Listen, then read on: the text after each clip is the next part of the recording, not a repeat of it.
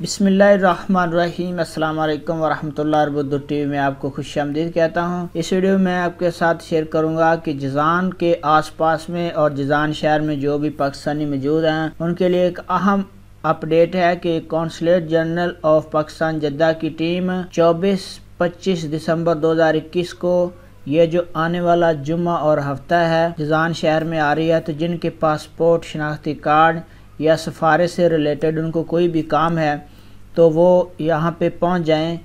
Timing کیا ہے وہ آپ کے ساتھ شیئر کرتا ہوں۔ جمعہ المبارک 24 دسمبر 2021 صبح 8:30 بجے سے 11:30 بجے تک، اور اس کے بعد 2:30 بجے سے لے کر 5 بجے تک موجود رہے گی۔ اس کے بعد دوسرے دن ہفتہ والا دن 25 دسمبر 2021 کو 8:30 بجے سے لے کر 12 بجے دوپہر تک موجود رہے گی۔ ہوٹل کا نام ہے ساری جازان۔ ہوٹل کا نام ہے ساری جازان۔